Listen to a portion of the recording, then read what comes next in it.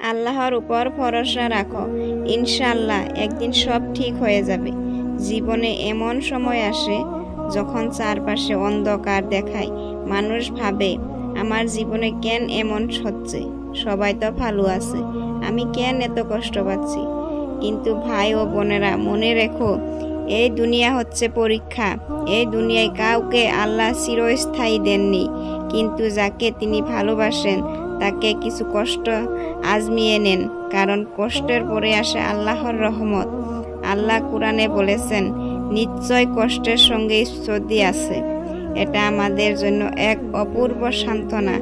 আজ তুমি একা, হতাশ, কষ্টে ভুগেছ, কিন্তু এই আয়াত তোমাকে বলে কষ্ট কখনো একা আসে না, তার সাথে আল্লাহ সহজতা দিয়ে দেন। হয়তো এখন তুমি এই সহজতাকে দেখা পাচ্ছ না, কিন্তু ধৈর্য ধরলে একদিন চোখের সামনে সেই রহমত চলে আসবে। ভরসার নাম আল্লাহ। আল্লাহ বলেছেন, যে আমার উপর ভরসা রাখে আমি তার জন্য যথেষ্ট। তুমি যদি আজ দুনিয়ার সব সম্পর্ক হারাও, তবু তোমার সাথে আল্লাহ থাকলে তুমি একা নও। যখন মানুষ মুখ ফিরিয়ে নেয়, আল্লাহ তখনও তোমার দিকে রহমতের দৃষ্টিতে তাকিয়ে থাকেন। তুমি যদি কাঁদো, আল্লাহ তোমার কান্নার শব্দ শুনেন। যদি তুমি চুপ করে থাকো, আল্লাহ তোমার নীরবতার মানে বুঝেন। সবর ও নামাজ, এই দুই তোমার শক্তি।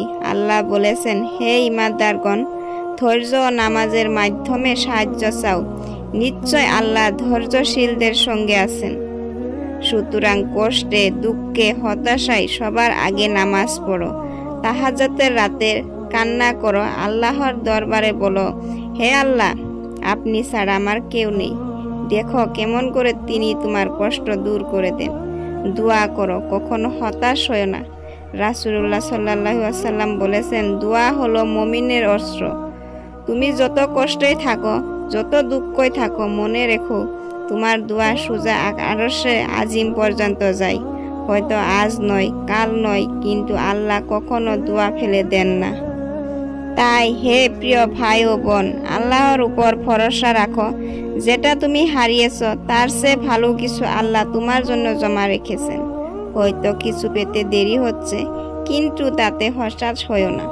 আল্লাহ দেরি করেন, কিন্তু ভুল করেন না। আজ তুমি কাঁদো, কাল তুমি হাসবে, ইনশাআল্লাহ। আল্লাহর উপর ভরসা রাখো, একদিন সব ঠিক হয়ে যাবে, ইনশাআল্লাহ।